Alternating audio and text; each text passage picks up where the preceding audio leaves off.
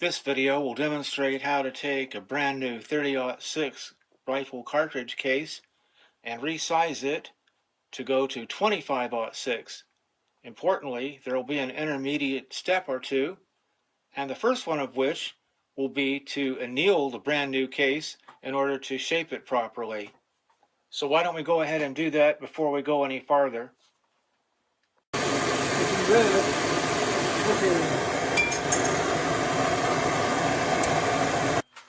That's as close as we need to get.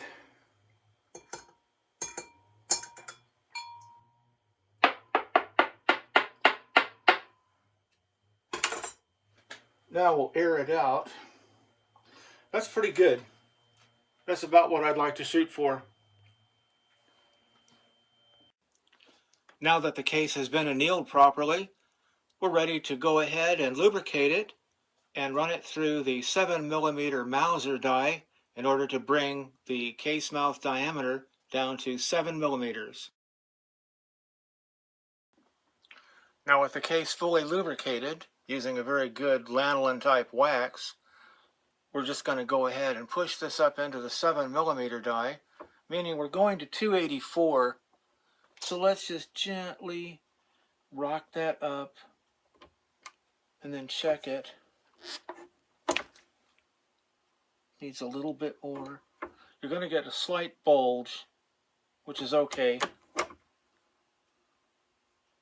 Let's see. Maybe one more time. Oh, that's close. Take this out of here. Now, you'll get this little bit of bulge. That's not acceptable. But we're going to straighten that out pretty much when we go to the 25-06 die. And I think just for the fun of it, we'll put it back in and go just a little farther. It's experimental, so you have to kind of work with this. You don't want to go too far, but you want to get the minimum bulge. So now, still looks like there's a little bit of bulge. I'm going to do this again.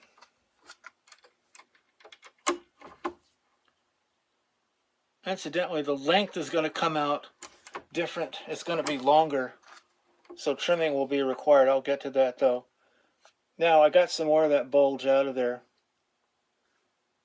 and that's looking pretty good. So let's change to 25-06, and then we'll go ahead and see about sizing that.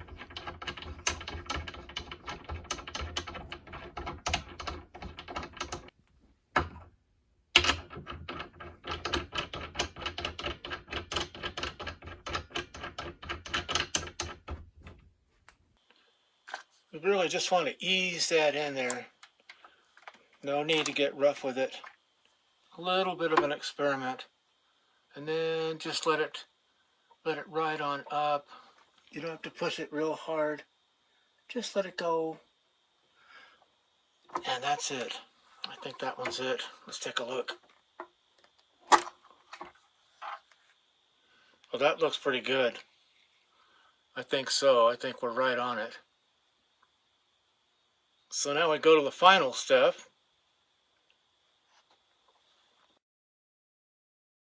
So this is my 25-06. It's a pretty good rifle. I like it. Single shot.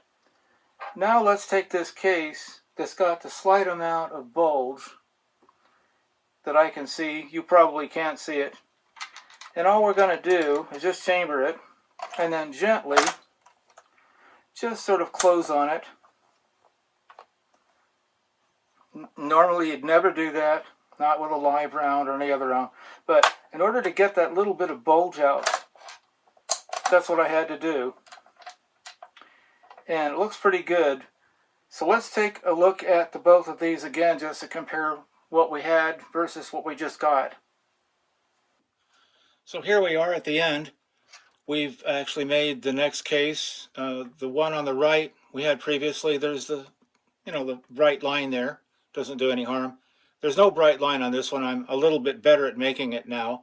I admit it's a little bit unorthodox to use your chamber to do the final bit of forming, but it doesn't really hurt anything. You're just using gentle pressure, and you're not going to fire it like that. One thing to remember is that the case length has changed quite a bit. In fact, it's gone up fairly drastically. We're right on 2.50, and we should be 2.48. So there's quite a bit of change. That's like 20 thousandths of an inch we need to change. And just be aware of that anytime you work your brass the way you've seen me work it here, that the length is definitely going to change, and you'll have to fix that. Other than that, you just go ahead and do the normal things. I'm going to develop a few test rounds and then probably put my rifle away again for some time.